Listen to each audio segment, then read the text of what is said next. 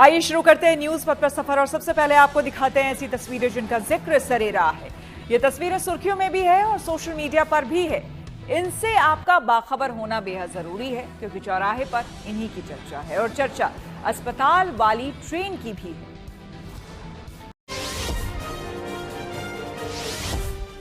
मध्य प्रदेश के उज्जैन में सावन से पहले कलेक्टर दफ्तर ने एक अलग फैसला लिया जो चर्चा का विषय बन गया। अब वहां स्कूलों में रविवार की जगह सोमवार को छुट्टी होगी। ये फैसला 14 जुलाई से 11 अगस्त तक लागू रहेगा। कलेक्टर दफ्तर ने इसका आदेश जारी कर दिया। दरअसल ये फैसला श्रावण महीने में भगवान महाकाल की निकलने वाली सवारी को देखते हुए लिया गया है। सोमवार को बाबा महाकाल की सवारी वाले दिन दूर दूर से बड़ी संख्या में श्रद्धालु उज्जैन पहुंचते हैं। ऐसे में स्कूलों की बसें और दूसरे वाहन भीड़ में फंस जाते हैं। इससे बच्चों और श्रद्धालु दोनों को परेशानी उठानी पड़ती है। लिहाजा हर साल की तरह इस साल भी महाकाल भगवान की सवारियों के दिन स्कूलों का अवकाश रहेगा। साथ ही बच्चों की पढ़ाई प्रभावित न हो इसके लिए एक दिन पहले यानी रविवार को स्कूल लगाए जाएंगे। श्रावण भादौ में इस बार कुल 6 सवारियां महाकाल मंदिर से निकलेंगी। पूर्व की वर्षों में जो व्यवस्था रही है उसके हिसाब से प्रति सोमवार को नगरीय सीमा के तहत जो स्कूल हैं वो उस दिन जो है बंद रहेंगे और रविवार को स्कूल खुले रहेंगे जिससे कि कोई पढ़ाई वगैरह बाधित ना हो।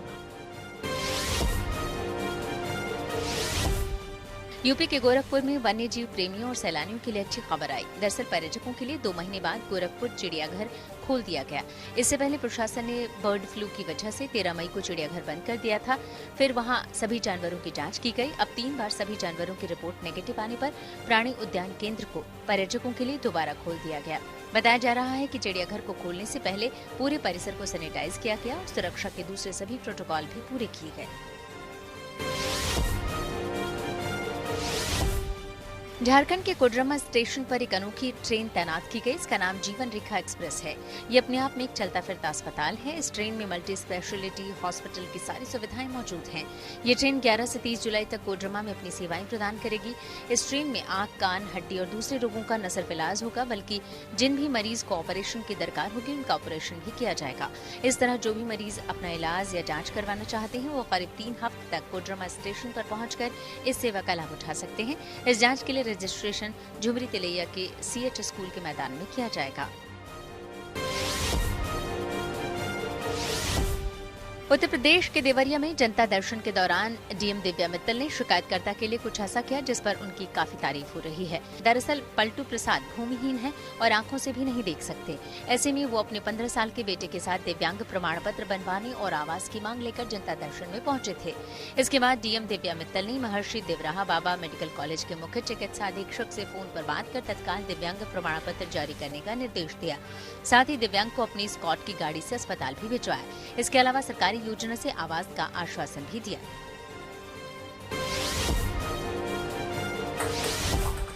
टीम इंडिया के पूर्व कप्तान सौरव गांगुली ने कोलकाता में अपना जन्मदिन सेलिब्रेट किया। इसका एक वीडियो भी सामने आया जिसमें वो अपने घर पर कुछ प्रशंसकों और युवा खिलाड़ियों के साथ केक काटते नजर आए। सौरव गांगुली का जन्म 8 जुलाई 1972 को कोलकाता में हुआ था। न्यूज पथ में आगे रुक करते हैं आज की एक और सबसे दिलचस्प खबर की ओर। कश्मीर में भगवान शिव की अमरनाथ गुफा की यात्रा 3 जुलाई से शुरू हो गई है। हजारों की संख्या में भोले के भक्त बाबा बर्फानी के दर्शन के लिए पहुंच रहे हैं। लेकिन क्या आप जानते हैं कि बर्फ से बना शिवलिंग सिर्फ कश्मीर ही नहीं बल्कि उत्तराखंड में भी है। उत्तराखंड की नीलांग घाटी में इस जगह को SDRF की टीम ने खोज निकाला है। इसकी तस्वीर सामने आने के बाद हर कोई इसकी तुलना अमरनाथ धाम से कर रहा है। और सबसे बड़ी बात यह है कि यहां मौजूद आकृति कई मायनों में भव्य और दिव्य है। हालांकि यहां तक पहुंचने का रास्ता दुर्गम पहाड़ी और बर्फ से होकर जाता है। तो क्या नीलांग घाटी में मिला शिवलिंग दूसरा अमरनाथ होने जा रहा है?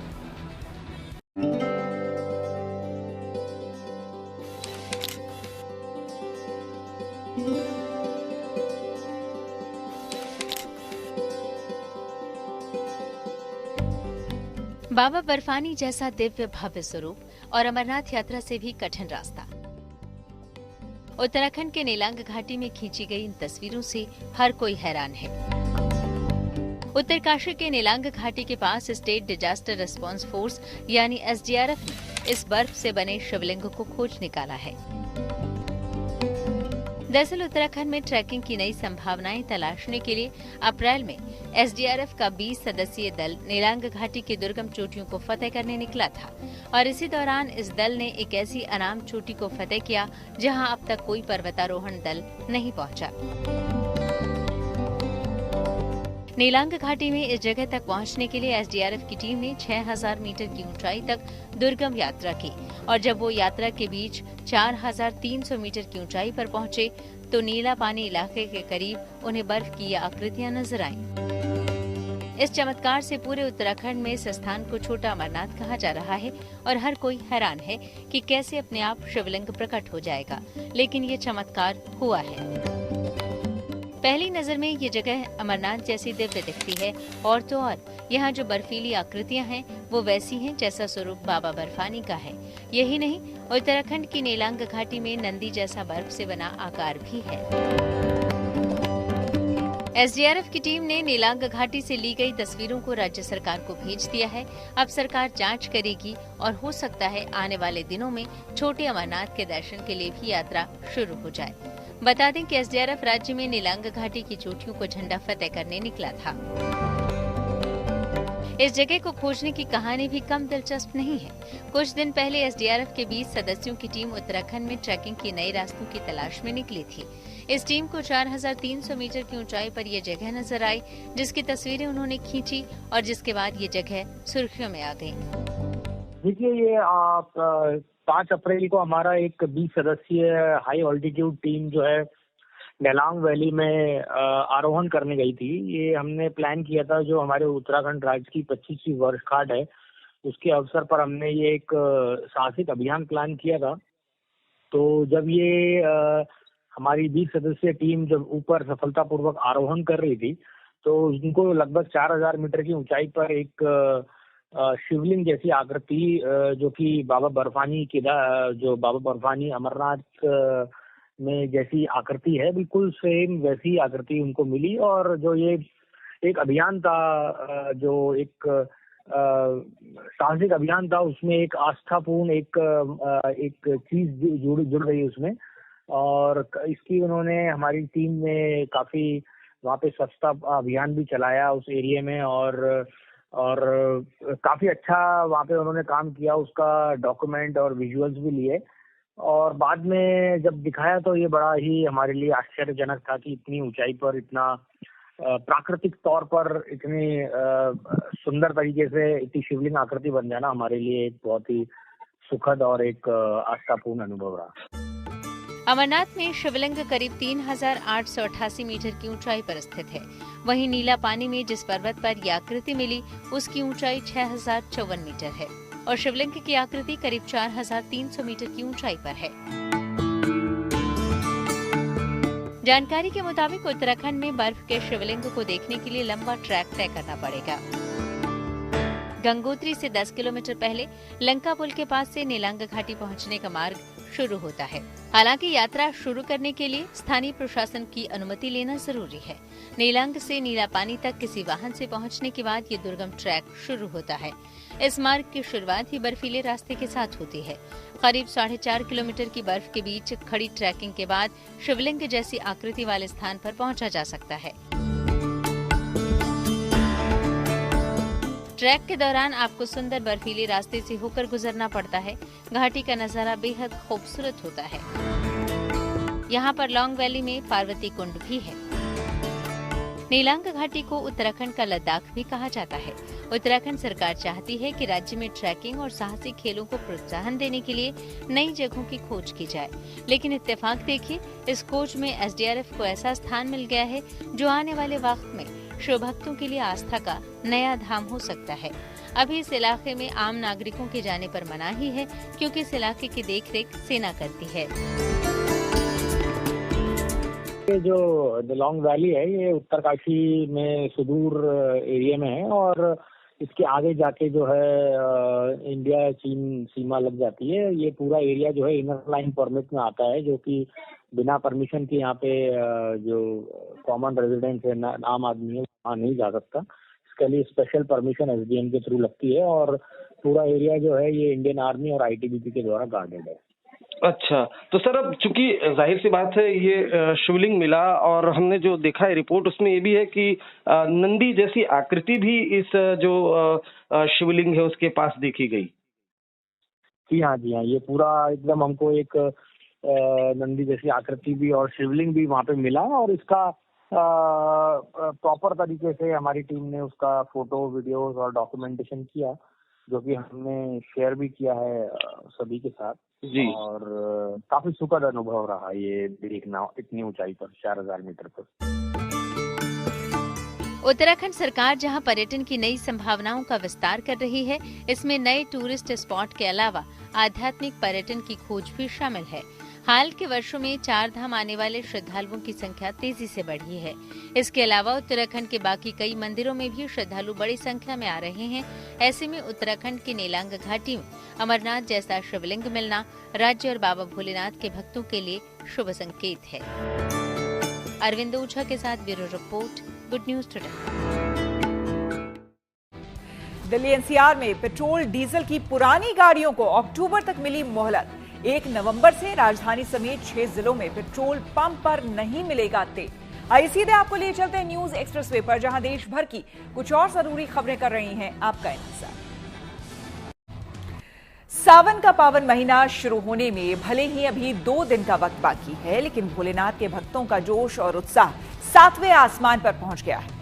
देश भर से बड़ी संख्या में श्रद्धालु हरिद्वार में गंगा जल लेने पहुंच रहे हैं और मां गंगा की आराधना कर पवित्र जल भरकर भोले का अभिषेक करने के लिए निकल रहे हैं। ऐसे में शिव भक्तों को कावड़ मार्ग पर किसी तरह की असुविधा ना हो, इसके लिए सरकार पुख्ता इंतजाम कर रही है।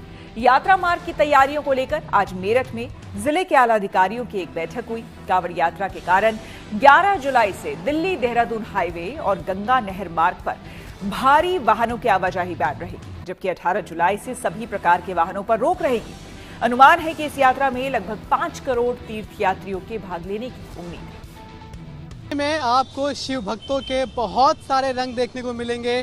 कांवड़ में हर कोई कोशिश करता है कि कैसे वो हरिद्वार से जल लाकर अपने इष्ट महादेव को चढ़ाए और खुश करे। हमारे साथ गठन नोएडा के अनु पहलवान हैं, जो कि हरिद्वार से जल लेकर चले हैं और एक नया कीर्तिमान स्थापित करने की कोशिश है, क्योंकि इन्होंने पूरा 201 लीटर जल लिया है। यानी कि 201 लीटर की जो कावड़ है वो उन्होंने उठाई है। 201 लीटर सिर्फ इनके जल का वजन है, बाकी जो इनके कावड़ का वजन हो वो अलग से। और इस पूरी यात्रा को ये कई दिनों में पूरा करने वाले हैं। अनु, कैसे आपको ये प्रेरणा मिली कि इतना ज़्यादा जल लेकर चला जाए? बस बाबा की वो हुई थी और गौ माता के लिए जल उठाया है। गौ माता को राष्ट्र माता का दर्जा मिले। कांवड़ यात्रा 11 जुलाई से शुरू होकर 23 जुलाई यानी सावन शिवरात्रि तक चलेगी। इस बार 5 करोड़ से ज्यादा श्रद्धालुओं के शामिल होने का अनुमान है। पिछले 3 साल के कांवड़ यात्रा के रिकॉर्ड आंकड़ों को देखें तो साल 2022 में करीब 3 करोड़ 80 लाख कांवड़ियों ने यात्रा में हिस्सा लिया था। वहीं साल 2023 में 3 करोड़ कांवड़िए शामिल हुए थे। वहीं साल 2024 में करीब 4 करोड़ 80 लाख कांवड़ियों ने कांवड़ यात्रा की थी। वहीं इस साल योगी सरकार 5 करोड़ से ज्यादा श्रद्धालुओं के शामिल होने का अनुमान लगा रही है। लिहाजा कांवड़ियों के लिए यात्रा मार्ग पर विशेष इंतजाम किए गए हैं। यूपी में कांवड़ियों की सुरक्षा से लेकर उनके खाने, बैठने और विश्राम को लेकर बैठकों का दौर जारी है। आज मेरठ में कांवड़ यात्रा को लेकर मुख्य सचिव मनोज कुमार सिंह और डीजीपी राजीव कृष्ण ने अफसरों के साथ समीक्षा बैठक की, जिसमें बताया गया कि कांवड़ यात्रा मार्ग पर कुल 838 विश्राम कैंप तैयार किए गए हैं। इनमें मेरठ में 464, बुलंदशहर में 176, बागपत में 90 और हापुड़ में 108 कैंप की व्यवस्था की गई है, जिसमें मेरठ रेंज में 15,000 पुलिसकर्मी तैनात हैं। मेरठ को 57 जोन 155 सेक्टर में बांटा गया है और पूरे इलाके की निगरानी के लिए 5,000 से ज्यादा सीसीटीवी कैमरे लगाए गए हैं। साथ ही कांवड़ियों के लिए सभी रूट पर पेयजल, मेडिकल शिविर, बिजली और शौचालय की व्यवस्था सुनिश्चित की गई है। कांवड़ यात्रा को लेकर मुख्यमंत्री योगी आदित्यनाथ ने तमाम निर्देश दिए हैं। एफएसडीए की टीम्स भी लगातार जांच कर रही। बात करने के लिए यूपी सरकार में मंत्री अनिल राजभर साहब मौजूद हैं। अनिल जी, कांवड़ को लेकर मुख्यमंत्री ने साफ कह दिया है कि गुणवत्ता को लेकर कोई खिलवाड़ नहीं करने देंगे और कोई असामाजिक तत्व अगर कोई हरकत करता है तो उसके खिलाफ कठोर कार्रवाई होगी। अभी कल की घटना हुई ही है, पूरे मामला को कैसे देखते हैं? बिल्कुल सरकार की देखिए जिम्मेदारी है और माननीय मुख्यमंत्री जी के दिशा निर्देश पर उनके नेतृत्व में सावन मास की पवित्र कांवड़ यात्रा सकुशल संपन्न हो, इसकी बात बार बार हम लोगों ने कहा है। नाम छुपाकर, पहचान छुपाकर जो लोग अपने व्यापारिक प्रतिष्ठान चलाते थे, उनको भी सख्त संदेश दिया गया है। यूपी में इस साल कांवड़ यात्रा के दौरान सुरक्षा व्यवस्था को लेकर कड़े इंतजाम किए गए हैं। कांवड़ मार्ग पर अब दुकानों पर दुकानदार का नाम नहीं बल्कि दुकान का नाम लिखना जरूरी होगा। दुकान की पहचान के लिए QR कोड सिस्टम लागू किया जा रहा है। खाद्य सुरक्षा एवं औषधि प्रशासन विभाग ने इसके लिए बाकायदा अधिसूचना जारी की है।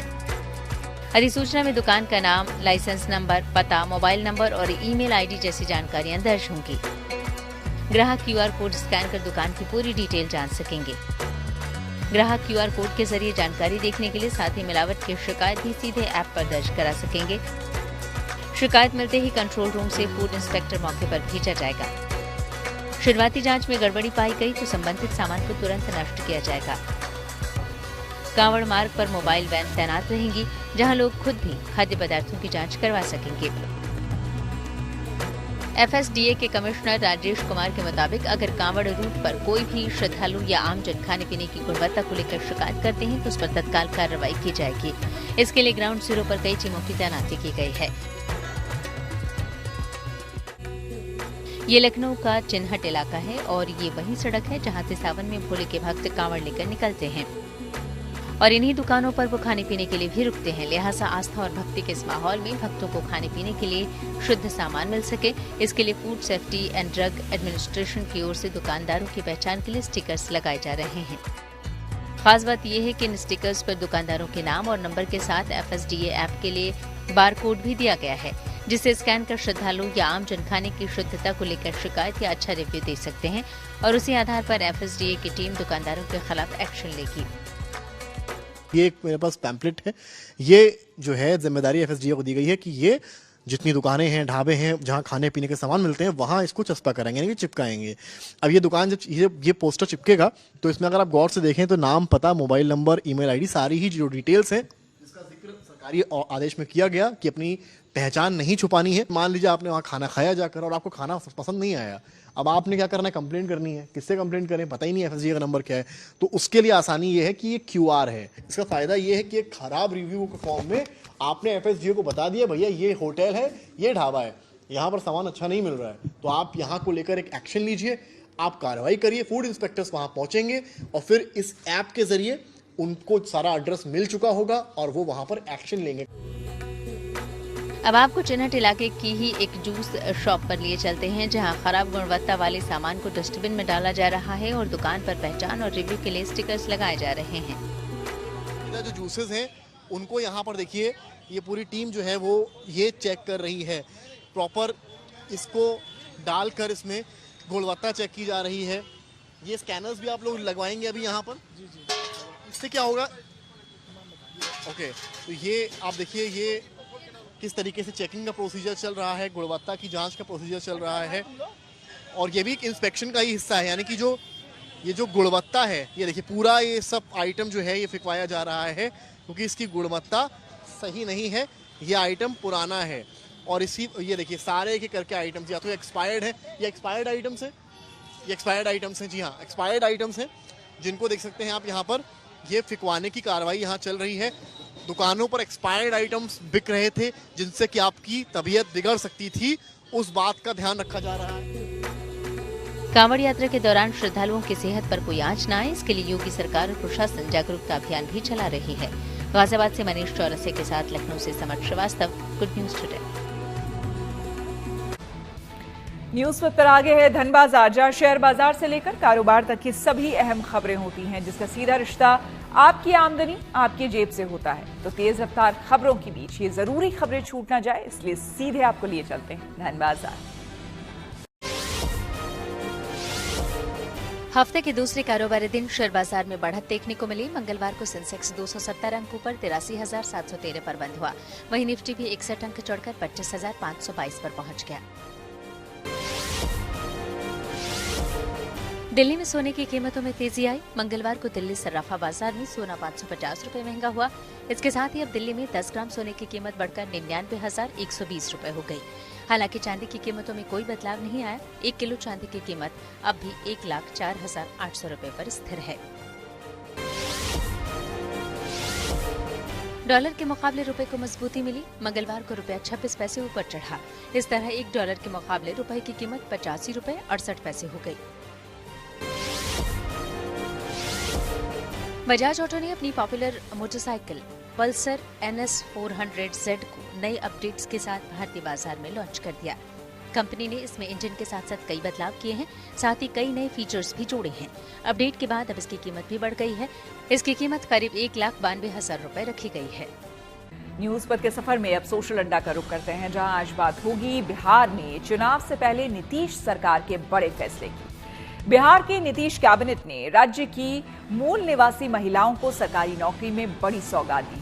बिहार में सभी सरकारी सेवाओं और पदों पर सीधी नियुक्ति में अब केवल राज्य की मूल निवासी महिला अभ्यर्थियों को 35% आरक्षण की सुविधा मिलेगी। इससे पहले दूसरे राज्यों की महिलाओं को भी आरक्षण का लाभ मिलता था, लेकिन अब उन्हें सामान्य श्रेणी में शामिल किया जाएगा।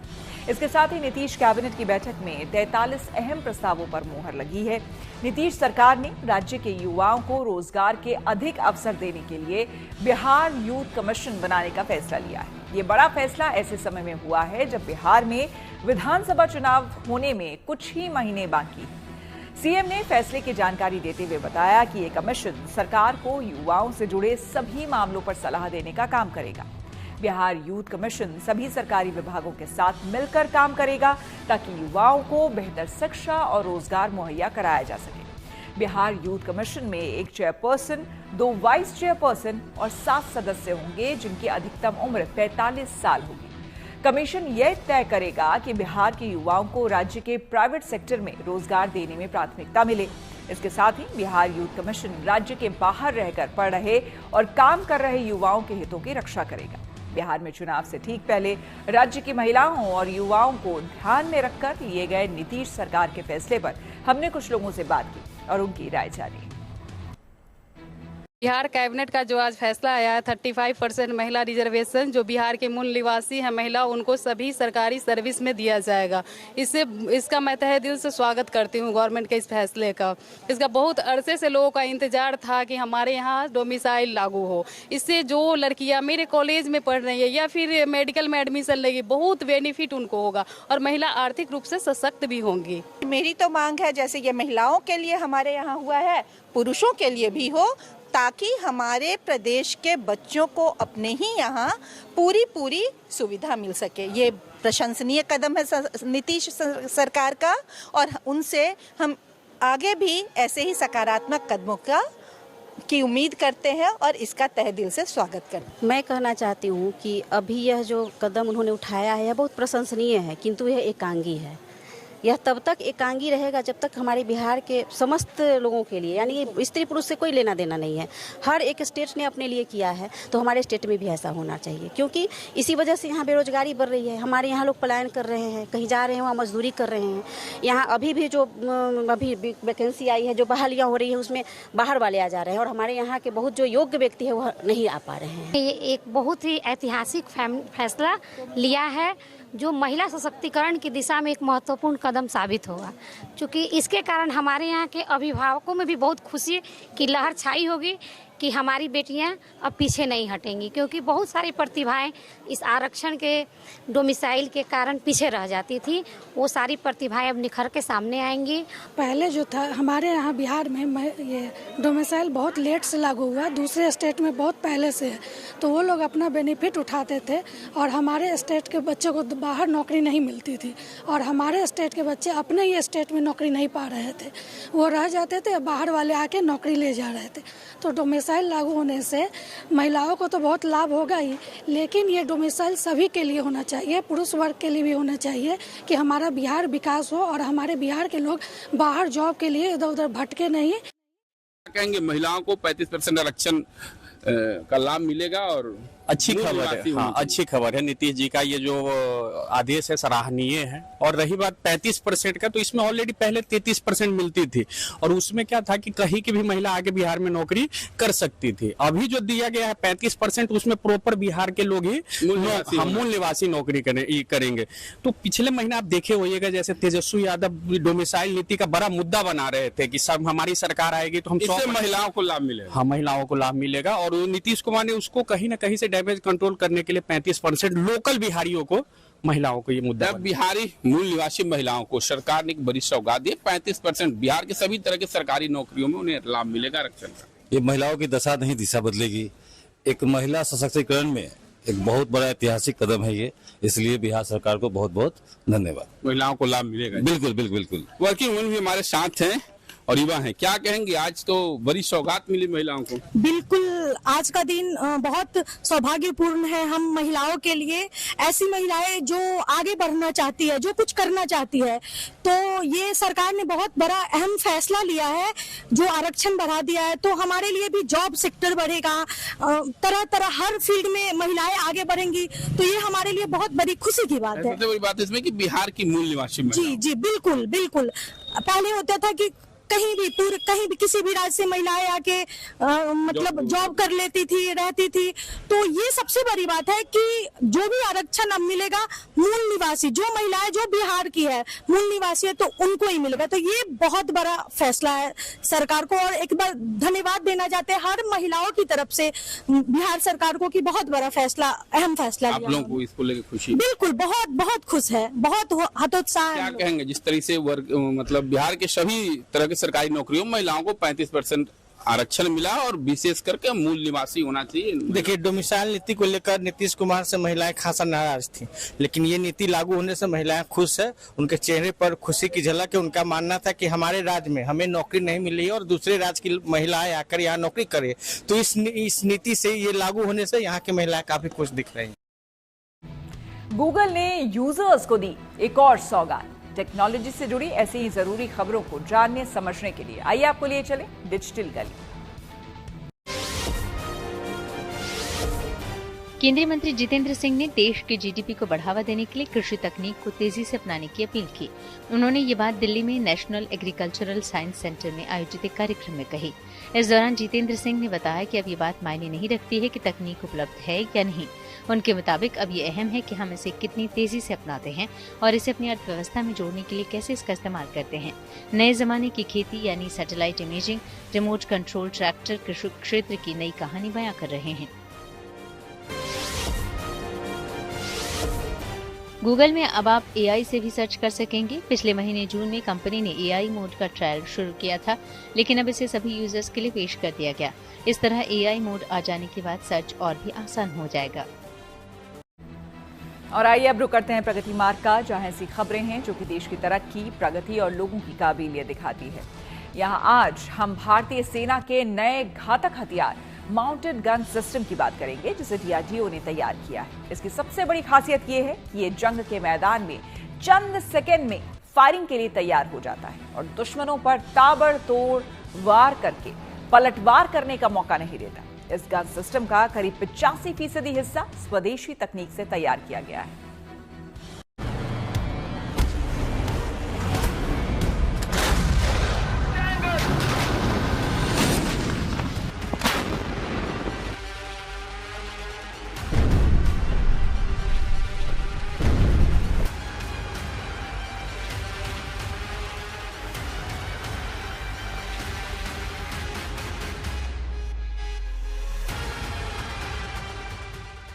यह है भारतीय सेना का नया घातक हथियार MGS यानी माउंटेड गन सिस्टम। बेजोड़ और बेमिसाल सेना की नई ताकत। इसे डीआरडीओ के vehicle research and development establishment यानी VRDE ने तैयार किया है।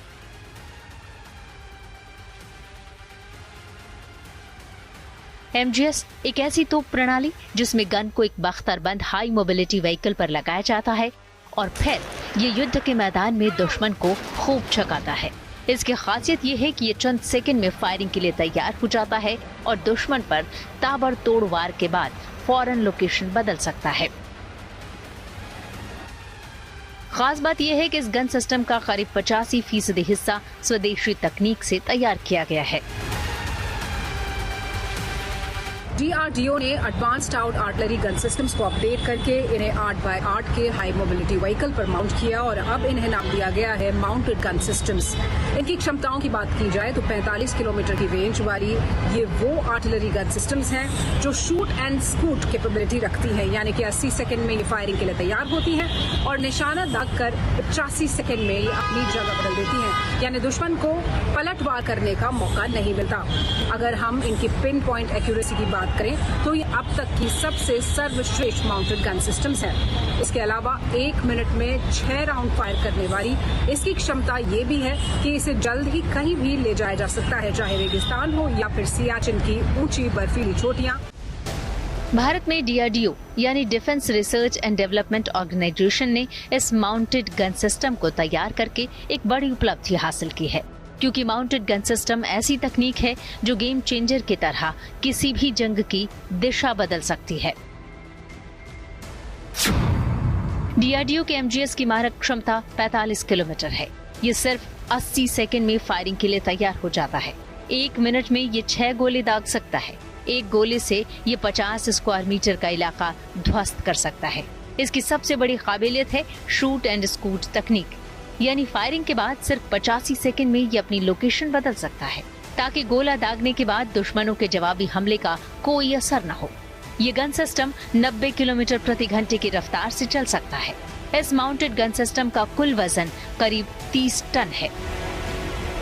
155-52 कैलिबर की गन है, आर्टिलरी गन है, जिसमें हम करीब जोन 7 BMCS जोन 7 की कैपेबिलिटी है इसमें फायरिंग में, जिससे हम लोग करीब BB सेल के साथ 48 किलोमीटर तक की रेंज अचीव कर पाते हैं, जो कि दुनिया में इस तरह का पहली बार हुआ है कि कोई आर्टिलरी गन 155 कैलिबर की आर्टिलरी गन 48 किलोमीटर की रेंज दे पाती है। पहली बार ऐसा हुआ है कि entire upper structure of any artillery gun is made from the battery operated. ऊपर की पूरा जो स्ट्रक्चर है वो इस समय बैटरी ऑपरेटेड है। MGS की सबसे बड़ी खासियत है इसकी हाई मोबिलिटी, क्योंकि अभी तक ऐसी होवित्जर तोपों को युद्ध के मैदान में ट्रक से टो करके ले जाया जाता था, लेकिन अब ट्रक पर फिट होने के बाद इन तोपों को कहीं भी ले जाना बेहद आसान हो गया है। हाई मोबिलिटी की वजह से इन्हें बर्फीली चोटियों से लेकर राजस्थान के रेगिस्तान में तैनात करना आसान हो गया है। यही नहीं, इस तोप को अब ट्रेन या वायुसेना के ट्रांसपोर्ट एयरक्राफ्ट से कहीं भी ले जाया जा सकता है। इसके जो लाइट वेट है तकरीबन नॉर्मल गन से 2 टन कम के करीब जो वेट है, इसको हाई मोबिलिटी देता है, जिसमें हम कह सकते हैं कि आप फायर करें और अपने आप को रीलोकेट कर लें उस फायरिंग पोजीशन से हटकर, जो तकरीबन 85 सेकंड के अंदर अगर आप ये कर पाते हैं तो एक बहुत बड़ी बात है। बैटलफील्ड प्रिसीजन, सर्वाइवबिलिटी और हाई मोबिलिटी इसकी बहुत बड़ी काबिलियत है। एक और जो फायदा है हमें रेंज के अलावा, सर्वाइवबिलिटी के अलावा, हाई मोबिलिटी के अलावा, कि ये जोन 7 की गन है, जो दुनिया में इस समय जोन 7 की गन ही नहीं बनी है। माउंटेड गन सिस्टम की तकनीक दुनिया के कुछ ही मुल्कों के पास है और अब भारत भी इस तकनीक में आत्मनिर्भर बन गया है। सूत्रों के मुताबिक सेना बहुत जल्द इस सिस्टम का फील्ड ट्रायल करने जा रही है, जिसके बाद इसे सरहद के पास वाले इलाकों में तैनात किया जाएगा। दिल्ली से शिवानी शर्मा के साथ bureau report, good news today. Texas के बाढ़ के बीच प्रभावितों के लिए बढ़े मदद के हाथ। आइए सीधे आपको लिए चलते हैं न्यूज एक्सप्रेसवे पर, जहां विदेश से जुड़ी कुछ और जरूरी खबरें कर रही हैं आपका इंतजार।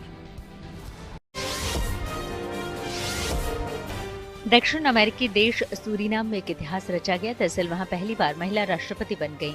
सूरीनाम की संसद ने 2/3 बहुमत मिलने के बाद जेनिफर कोर्लिंग्स सिमन्स को राष्ट्रपति चुना। वो 16 जुलाई को राष्ट्रपति के रूप में शपथ लेंगी।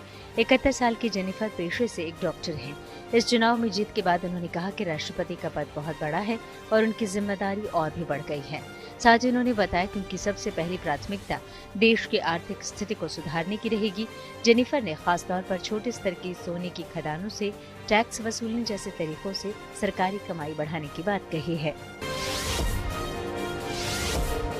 अमेरिका के टेक्सास में आई बाढ़ के बाद कई लोगों ने मदद के लिए हाथ बढ़ाए। उन्होंने पीड़ितों को खाने पीने की चीजें बांटी ताकि संकट की घड़ी में उन्हें राहत मिल सके। 2 दिन पहले वहां की ग्वाडालूप नदी में तेज बाढ़ आ गई थी, जिससे कई मकानों में पानी भर गया था और आसपास बने कैंप डूब गए थे। ब्रिटेन के बर्मिंघम में जहां पिछले हफ्ते टीम इंडिया ने दूसरा टेस्ट मैच खेला था, वहां के हवाई यात्रियों के लिए अच्छी खबर आई। दरअसल अब बर्मिंघम और एडिनबर्ग एयरपोर्ट से यात्रा करने वाले यात्री 2 लीटर तक पानी की बोतल ले जा सकेंगे। हालांकि बाकी एयरपोर्ट पर नियम पहले की तरह 100 मिलीलीटर का ही है, लेकिन चर्चा है कि दूसरे एयरपोर्ट भी इस नियम में ढिलाई दे सकते हैं। वैसे 100 मिलीलीटर का नियम पहली बार करीब 2 दशक पहले साल 2006 में आया था, जब घर में बने लिक्विड बमों से अमेरिका जाने वाले विमानों को उड़ाने की आतंकी साजिश नाकाम हो गई थी। इसके बाद सभी एयरपोर्ट पर सुरक्षा बढ़ा दी गई थी, साथ ही कुछ नियम भी बनाए गए थे। स्पेन के कैटालोनिया में दमकल कर्मी हेलीकॉप्टर और पाइप से जंगल की आग बुझाते नजर आए। वो लगातार आग पर पानी की बौछार कर रहे हैं ताकि ये आग आगे न बढ़े। हालांकि इस आग से जंगल का काफी हिस्सा जलकर राख हो चुका है, साथ ही आसमान भी धुएं से भर गया है। अमेरिकी प्रोफेशनल फुटबॉलर टीम टेबू की कुछ शानदार तस्वीरें सोशल मीडिया पर वायरल हो गईं। दरअसल 2 दिन पहले उनकी पत्नी मिस यूनिवर्स डेमी ले ने एक बेटी को जन्म दिया है। ऐसे में उन्होंने अपनी बेटी के साथ ये तस्वीरें सोशल मीडिया पर शेयर की, जो सुर्खियों में आ गई। इस बच्ची का नाम डेफनी रखा गया है। अब दीप्ति शर्मा इतिहास रचने से सिर्फ 1 कदम दूर। जी हाँ, खेल जगत से जुड़ी ऐसी ही इंटरेस्टिंग खबरों को जानने के लिए आइए चलें खेल चक्कर। भारतीय महिला टीम के स्पिनर दीप्ति शर्मा को आईसीसी T20 रैंकिंग में एक स्थान का फायदा हुआ। वो अब दूसरे स्थान पर पहुंच गई। इस तरह दीप्ति अब अपने करियर में पहली बार नंबर 1 गेंदबाज बनने से महज 1 कदम दूर हैं। आईपीएल का खिताब जीतने वाली रॉयल चैलेंजर्स बेंगलुरु के लिए एक और अच्छी खबर आई। दरअसल आरसीबी की टीम लीग की सबसे ज्यादा वैल्यूएशन वाली टीम बन गई। एक रिपोर्ट में ये दावा किया गया, उसके मुताबिक आरसीबी का वैल्यूएशन बढ़कर 26 करोड़ 90 लाख डॉलर यानी भारतीय रुपयों के हिसाब से करीब 23 अरब से ज्यादा का हो गया। आरसीबी की टीम ने इस मामले में चेन्नई सुपर किंग्स को पछाड़ा। वेटलिफ्टर साईराज परदेसी ने एशियन जूनियर वेटलिफ्टिंग चैंपियनशिप में कांस्य पदक अपने नाम कर लिया। उन्होंने कजाकिस्तान में आयोजित इस प्रतियोगिता के 86 किलोग्राम वर्ग में ये पदक जीता। परदेसी ने कुल 338 किलोग्राम का वजन उठाया। खेल जगत की कई और हस्तियां विंबलडन के मुकाबले देखने पहुंची। इनमें विराट कोहली और अनुष्का शर्मा भी शामिल हैं। उन्होंने मैच में सर्बिया के टेनिस खिलाड़ी नोवाक जोकोविच का समर्थन किया, जिस पर जोकोविच ने कोहली का शुक्रिया अदा किया। वैसे विंबलडन के मैच देखने ऋषभ पंत भी पहुंचे। वहीं भारत से जावेद अख्तर और उनकी पत्नी शबाना आजमी भी विंबलडन के मैच देखने के लिए लंदन रवाना हुए। सर्बिया के टेनिस खिलाड़ी नोवाक जोकोविच ने विंबलडन के क्वार्टर फाइनल में एंट्री कर ली। उन्होंने एक मैच में ऑस्ट्रेलिया के एलेक्स डी मिनोर को 1-6, 6-4, 6-4 और 6-4 से मात दी। अब उनका अगला मैच इटली के फ्लावियो कोवोली से होगा। इसी के साथ न्यूज पथ में मेरे यानी कि श्वेता झा के साथ फिलहाल इतना ही। देश दुनिया की तमाम पॉजिटिव खबरों के लिए आप देखते रहिए गुड न्यूज टुडे।